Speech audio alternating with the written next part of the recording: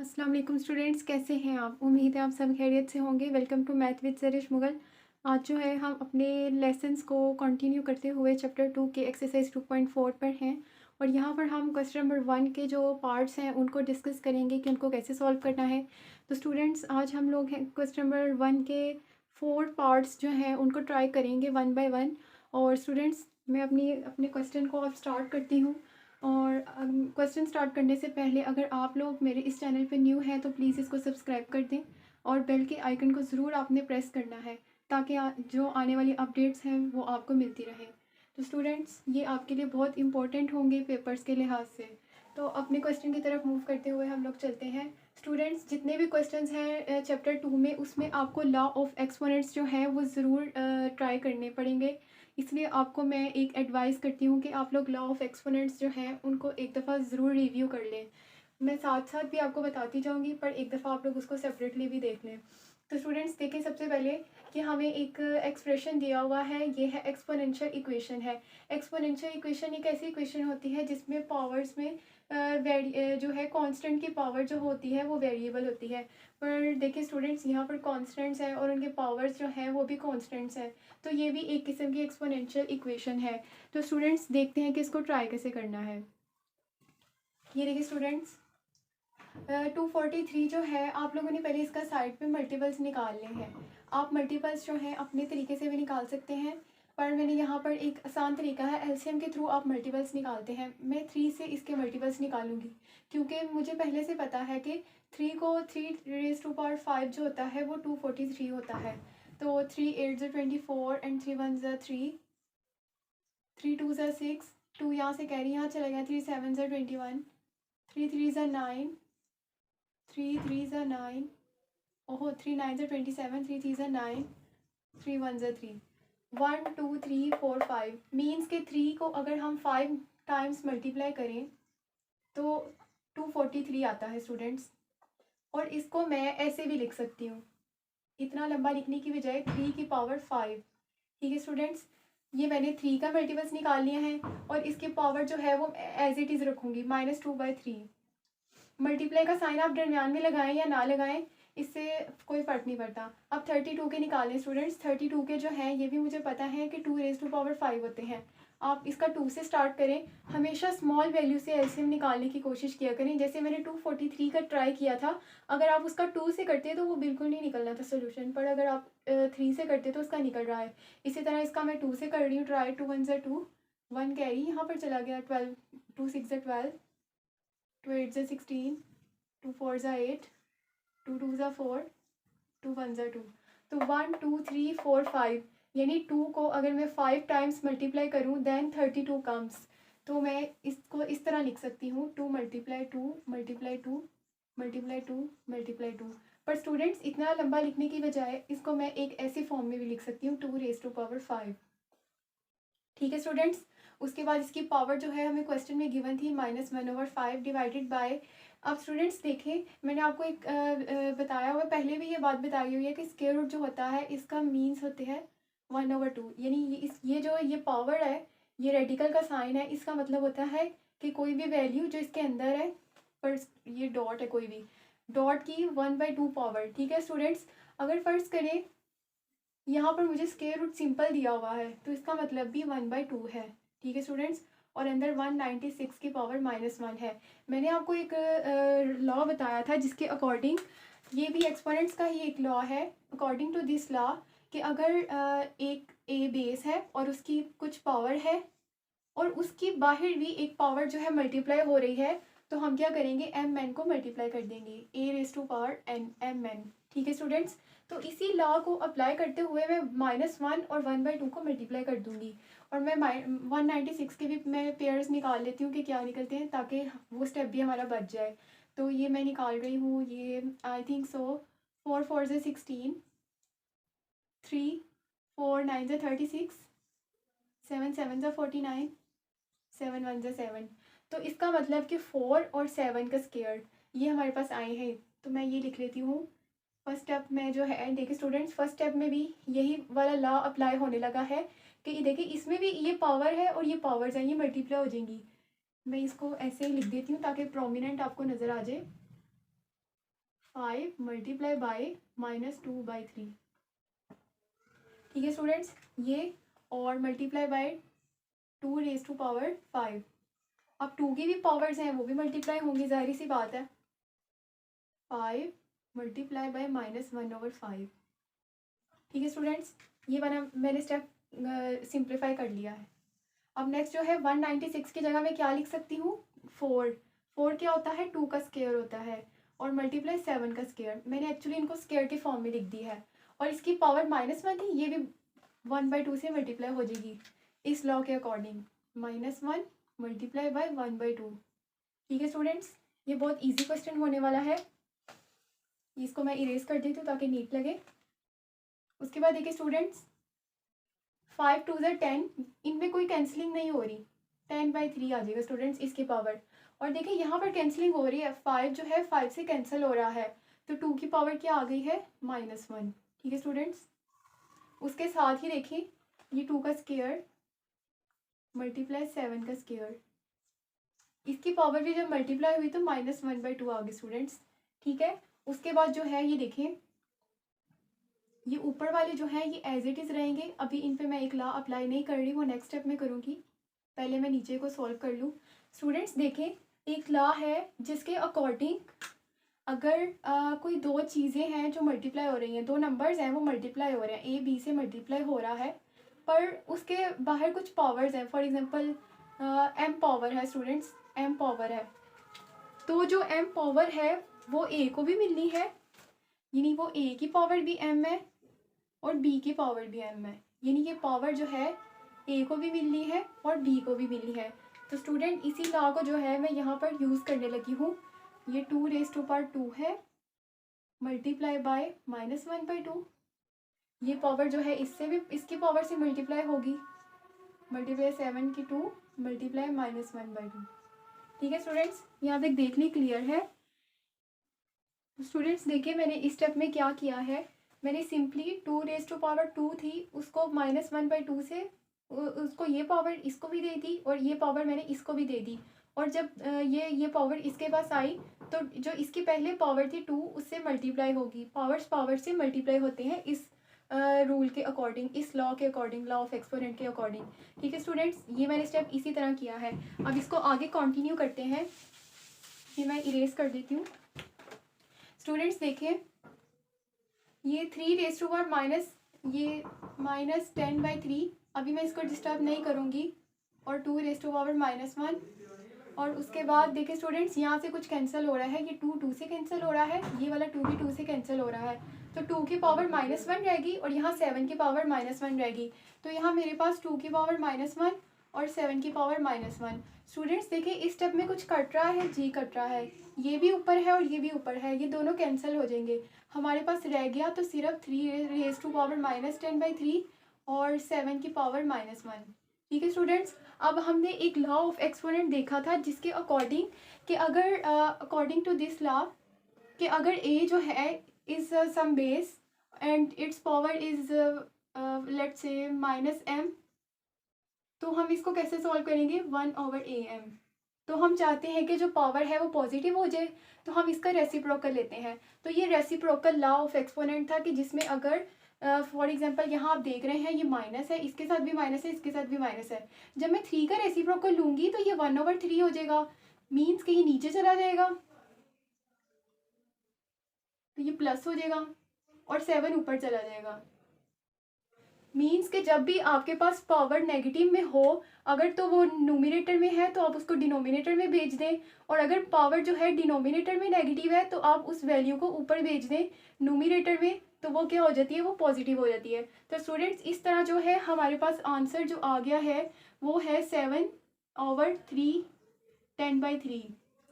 पर स्टूडेंट्स यहाँ तक आंसर बिल्कुल वैलिड है, पर बुक्स में उन्होंने इसको भी आगे सॉल्व किया हुआ है। स्टूडेंट्स क्या मैं इसको ऐसे लिख सकती हूँ 3 की पावर को 9 + 1/3, ये देखें ये 10/3 है ना, मैं इसको ब्लैक से लिख लेती हूँ ताकि आप लोगों को नज़र आ जाए। स्टूडेंट्स ये देखिए ये जो 10/3 है, क्या मैं इसको लिख सकती हूँ 10 को 9 + 1/3, देखिए ना 10 किसके इक्वल, मैं इसको लिख सकती हूँ 9 + 1, और डिवाइडेड बाई 3 था तो डिवाइडेड बाई 3, और अगर मैं इसको सेपरेट कर दूँ 3 की पावर जो है 9/3 प्लस 1/3, ऐसे कर दूँ 9/3 प्लस 1/3 मीन्स कि ये जो डिनोमिनेटर है इसको मैं सेपरेट कर दूँ। 9 का डिनोमिनेटर भी 3 है और 1 का भी 3 है, तो मैंने अलग-अलग कर दिया कि भाई 9 का भी डिनोमिनेटर 3 है और 1 का डिनोमिनेटर भी 3 है। तो स्टूडेंट्स यहाँ से 3⁻9/3 और 3 की पावर 1/3। ठीक है स्टूडेंट्स, यानी जब भी आपने एक रूल लॉ ऑफ एक्सपोनेंट है कि a⁻m multiply a⁻n is equal to m+n। तो स्टूडेंट्स देखिए ये a है, m+n पावर्स ऐड हो रही हैं, तो हम इनको किसके इक्वल लिख सकते हैं, a⁻m a⁻n, यानी 3 की पावर में हम इसको लिख सकते हैं मल्टीप्लाई 3 की पावर में इसको लिख सकते हैं। तो स्टूडेंट्स मैंने इसको इस तरह लिख दिया है। उसके अकॉर्डिंग नेक्स्ट स्टेप मैं यहाँ आगे कर रही हूँ, आप लोगों ने नीचे वाली लाइन पे करना है। ये स्टूडेंट 3 1 = 3 और 3 3 = 9, तो 3 की पावर 3 रहेगी और 3 1/3 को हम लिखते हैं √3 और 3। ठीक है स्टूडेंट्स, इसको आगे फर्दर सिंप्लीफाई करते हुए 3 की पावर 3 होती है 27। ठीक है, और साथ में आ जाएगा। तो स्टूडेंट्स ये जो हमारा फर्स्ट क्वेश्चन है इसको हमने सॉल्व कर लिया है। अब हम मूव करते हैं अपनी नेक्स्ट क्वेश्चन की तरफ। स्टूडेंट्स मैंने अपना नेक्स्ट क्वेश्चन जो है जो मैं सॉल्व करने लगी हूँ उसको मैंने बोर्ड पर लिख लिया है, जो कि दिया हुआ है कि ये हमारे पास 2 ब्रैकेट्स हैं जिसमें कुछ वैल्यूज़ हैं, ये आपस में मल्टीप्लाई हो रही हैं, हमने इसको सिंप्लीफाई करना है। तो स्टूडेंट सबसे पहले आप लोगों ने ये देखना है कि इनमें से कांस्टेंट वैल्यूज़ कौन सी हैं, 2 और -8, उनको आपने सेपरेट कर लेना है, कांस्टेंट वैल्यूज़ को सेपरेट कर लेना है और एक जैसे जो वेरिएबल्स हैं उनको भी सेपरेट कर लेना है। फॉर एग्जाम्पल x की पावर 5 और यहाँ x की पावर -3, इनको इकट्ठा लिख लें आप। y की पावर -4, y की पावर -4 और y की पावर 2, आप इनको ऐसे सेपरेट लिख लें और ये मल्टीप्लाई हो रहे हैं, आप ये बता दें। ठीक है स्टूडेंट्स, सब मल्टीप्लाई हो रहे हैं एक दूसरे से। ये 2 8 = 16 हो जाएगा।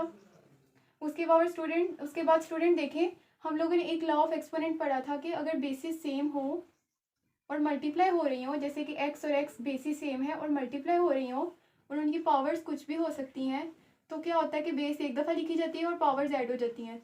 तो स्टूडेंट यहाँ से मुझे पता चला ये दोनों बेसिस x हैं, ये सेम है और मल्टीप्लाई भी हो रही हैं, तो इनकी पावर जो है वो ऐड हो जाएंगी। 5 + -3 मैंने ब्रैकेट में इसलिए लिखा है क्योंकि इस माइनस के साइन की वजह से।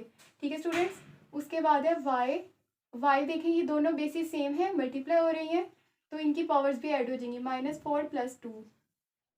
ठीक है स्टूडेंट्स, -16 भी लिख सकते हैं और 16 किसके इक्वल होता है, 2 × 2 × 2 × 2, 2 2 = 4, 4 2 = 8, 8 2 = 16, इसको ऐसे भी लिख सकते हैं। और ये देखिए स्टूडेंट्स 5 - 3 क्या होता है, 5 - 3 और -4 + 2 -2। यहाँ से जो है ये 2 की पावर को 4 में ऐसे लिख देती हूँ। देखिए स्टूडेंट्स ये 1 1 1 1, ये सारी बेसिस सेम है, मल्टीप्लाई हो रही है, तो इन सबकी पावर्स ऐड हो जाएंगी।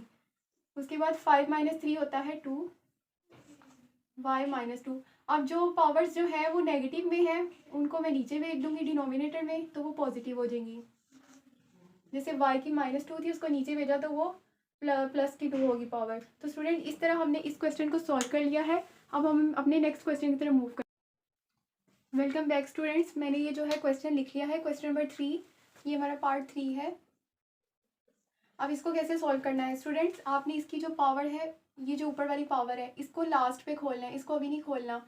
और आप लोगों ने देख लेना है कि क्वेश्चन में कौन से ऐसे वैल्यूज़ हैं, वेरिएबल्स हैं जिनकी पावर नेगेटिव है। जिनकी पावर नेगेटिव है अगर तो वो ऊपर है तो आप उनको नीचे भेज दें, और अगर वो नीचे है तो आप उनको ऊपर भेज दें। फॉर एग्जाम्पल देखें, ऊपर ये x y z तीनों के पावर जो है वो नेगेटिव हैं, तो हम क्या करेंगे, इन तीनों को नीचे भेज देंगे तो ये पॉजिटिव हो जाएंगे। फॉर एग्जाम्पल मैं इसको x ये लेके -2 है, नीचे आके +2, y -1 है, नीचे आके +1, 1 लिखें या ना लिखें एक ही बात है।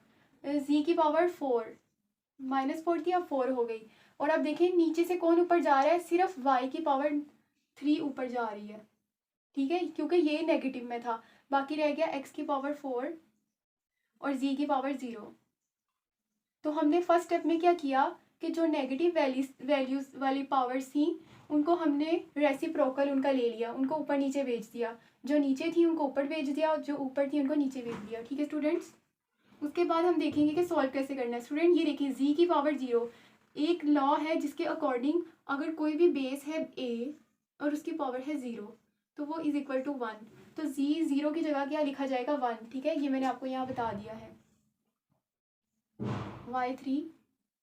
और स्टूडेंट्स देखें जो x है मैं इनको इकट्ठा पास कर लूँगी आपस में, x की 2 और x की 4 को भी मैं इसके साथ ले आऊँगी ताकि आपको ईजी हो जाए अंडरस्टैंडिंग में। और y की पावर 1, बाकी रह गया z की पावर 4 और z की पावर 0। जो z की पावर 0 है उसकी जगह हम लोग 1 लिख लेंगे, एज वी नो कि if some base has power 0 then it is equal to 1। ठीक है स्टूडेंट्स, मैंने यहाँ पर सारी वैल्यूज़ को एज इट इज़ लिख दिया है। अब according to the law of exponents, अगर कोई बेसिस है a और वो मल्टीप्लाई हो रही हैं और उनकी पावर जो है वो कुछ भी है तो उनकी पावर जो है वो ऐड हो जाएंगी और बेस को एक दफ़ा लिखा जाएगा। तो स्टूडेंट्स देखें बेस सेम मल्टीप्लाई हो रही हैं और दोनों की पावर्स ऐड हो जाएंगी। x की पावर 2 + 4 6 हो जाएगी। ठीक है स्टूडेंट्स, उसके बाद y की पावर 1 और z की पावर 4।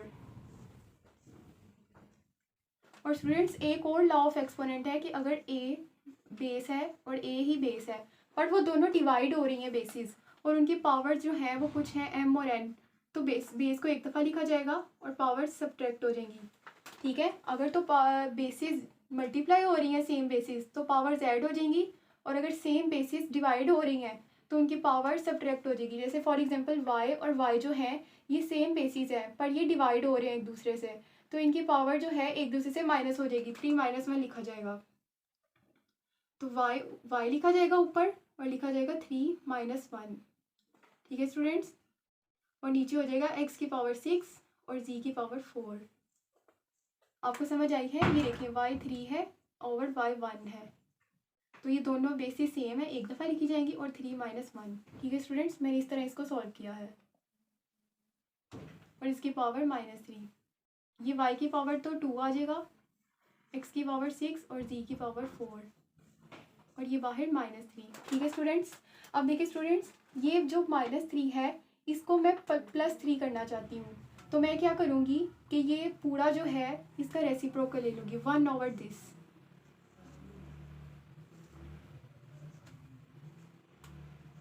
तो इससे क्या होगा कि जो 3 की पावर है वो प्लस में हो जाएगी।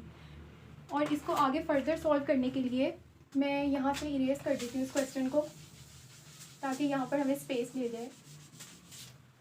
स्टूडेंट इस स्टेप को मैं यहाँ लिखती हूँ 1/y की 2 ओवर x6 z4 की पावर 3। स्टूडेंट्स अब क्या होगा, अब ये 1 ये है तो जब भी कोई चीज़ तो मैं इससे इसकी पावर्स को मल्टीप्लाई कर लेती हूँ फर्स्ट। ये जो 3 है ये इसको भी मिलेगा और ये इन सबको मिलेगा, y के साथ भी 3 ने मल्टीप्लाई होना है y की पावर के साथ, x की पावर के साथ भी 3 ने मल्टीप्लाई होना है और z की पावर के साथ भी 3 ने मल्टीप्लाई होना है। तो स्टूडेंट्स ये हो जाएगा 1/y की पावर 6, x की पावर 18 और z की पावर 12। 6 3 ज़ा 18, 4 3 ज़ा 12, 2 3 ज़ा 6। अब स्टूडेंट्स क्या होता है, ये एक रूल है, अकॉर्डिंग टू दिस रूल अगर तो ये न्यूमरेटर है, न्यूमरेटर होता है ये जो डिवाइड है इसके ऊपर वाली वैल्यूज़ और नीचे होता है डिनोमिनेटर। और अगर न्यूमरेटर के नीचे डिनोमिनेटर का भी डिनोमिनेटर हो, ये देखिए 1 का इस वक्त डिनोमिनेटर क्या है y6 है और y6 का डिनोमिनेटर क्या है x18 और z12। अगर डिनोमिनेटर का डिनोमिनेटर हो तो वो क्या होता है न्यूमरेटर के पास चला जाता है, ये वाला डिनोमिनेटर जो 1 वाला होता है। ठीक है, तो मीन्स कि ये जो है ये यहाँ पर चला जाएगा स्टूडेंट्स x18 z12 और इनकी पावर्स पे भी कोई फ़र्क नहीं पड़ेगा क्योंकि ये इस रूल के अकॉर्डिंग ऊपर गए हैं। तो स्टूडेंट्स ये है इसका आंसर। तो अब हम मूव करते हैं अपने नेक्स्ट क्वेश्चन की तरफ। स्टूडेंट्स ये जो है लास्ट क्वेश्चन है 2.4 के क्वेश्चन नंबर 1 का और ये बहुत ज़्यादा इंपॉर्टेंट है, मैं इसके साथ वेरी इंपॉर्टेंट लिख देती हूँ। ये आपको सेंडअप्स और टेस्ट में ये क्वेश्चन जो है ज़रूर आएगा। स्टूडेंट्स देखिए इसमें क्या है कि यहाँ n इन्वॉल्व है, यहाँ एक अननोन वेरिएबल इन्वॉल्व है, कांस्टेंट की पावर कुछ वेरिएबल है। इसको हमने वैसे ही सॉल्व करना है जैसे हमने प्रीवियस क्वेश्चंस को सॉल्व किया है, पर इसमें देखिए स्टूडेंट्स 3 हमने सारी पावर्स जो है वो 3 बनानी है ताकि हमें ये क्वेश्चन सॉल्व करने में आसानी हो। जैसे कि 81 जो है, अगर 3 को हम 4 टाइम्स मल्टीप्लाई करें तो 81 आता है स्टूडेंट्स। तो हमें पता है अगर 3 की पावर 4 होगी तो 81 आएगा, 3 की पावर 2 होगी तो 9 आएगा, और 3 की पावर 5 होगी तो 243 आएगा। स्टूडेंट्स ये आप याद रख लें कि 3 की पावर 2 होगी तो 9 आएगा, 3 की पावर 4 होगी तो 81 एंड 3 की पावर 5 तो 243। ठीक है स्टूडेंट्स, तो अब मैं अपने क्वेश्चन को स्टार्ट करती हूँ। 81 की जगह मैं लिख लेती हूँ 3 की पावर 4 और बाहर n। ठीक है स्टूडेंट्स, इसी तरह 3 की पावर 5, 3 की पावर 4n -1, ये माइनस हो रहे हैं स्टूडेंट्स, ये एक वैल्यू है और एक ये वैल्यू है, और ये 3 की पावर 5, 243 को हम 3 की पावर 5 लिख सकते हैं। ये 9 जो है 3 की पावर 2 है, और ये 2n बाहर, और ये 3 की पावर 3। ठीक है स्टूडेंट्स, अब देखिए स्टूडेंट्स बेसिस सेम है और दरम्यान में मल्टीप्लाई है, तो पावर्स क्या हो जाएंगी, ऐड हो जाएंगी। ये देखिए स्टूडेंट्स ये 4n है, हम इसको 4n ऐसे लिख सकते हैं, 4n। अभी मैं इसको नहीं प्लस करती आपकी सिंप्लीफिकेशन के लिए, पर स्टूडेंट्स यहाँ देखिए ये बेसिस सेम है, ये बेसिस सेम है, मल्टीप्लाई हो रही है, तो पावर जो है ऐड हो जाएंगी। 4n -1 में +5 हो जाएगा। ठीक है स्टूडेंट्स, ये पावर बेसिस सेम थी, मल्टीप्लाई हो रही थी, तो पावर्स ऐड हो जाएंगी।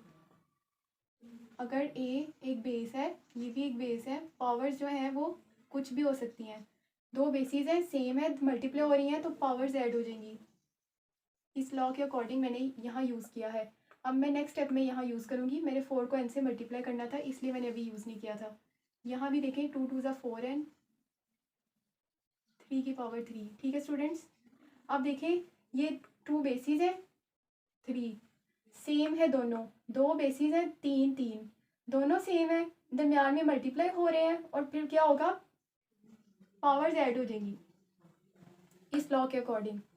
और यहाँ पर जो हमने पहले ही रूल अप्लाई कर लिया था उसको सिंप्लीफाई करते हैं। -1 और +5 ये दोनों कांस्टेंट है, तो हम इसको सॉल्व कर सकते हैं, तो ये आ जाएगा +4, सॉरी 4n + 4। ठीक है स्टूडेंट्स, मैं ब्रैकेट में लिख देती हूँ ताकि आपको पता चले ये पावर जो है इसकी है। इसी तरह स्टूडेंट नीचे देखें 3 और 3 दोनों मल्टीप्लाई हो रहे हैं, मतलब सेम बेसिस मल्टीप्लाई हो रही हैं, तो उनकी पावर्स ऐड हो जाएंगी, 4n + 3।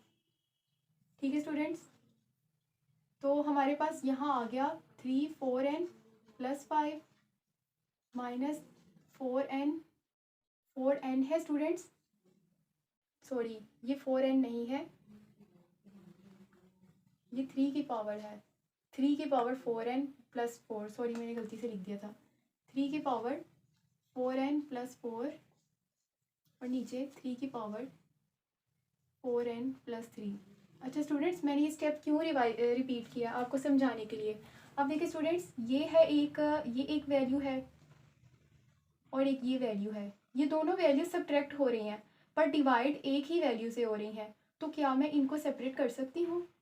यानी मैं अगर इसके नीचे ये लिख दूँ, यानी इसके नीचे ये लिख दूँ और इसके नीचे ये लिख दूँ और दरम्यान में माइनस डाल दूँ, तो स्टूडेंट देखते हैं कि ये कैसे करते हैं। ये आगे नेक्स्ट कर लेती हूँ।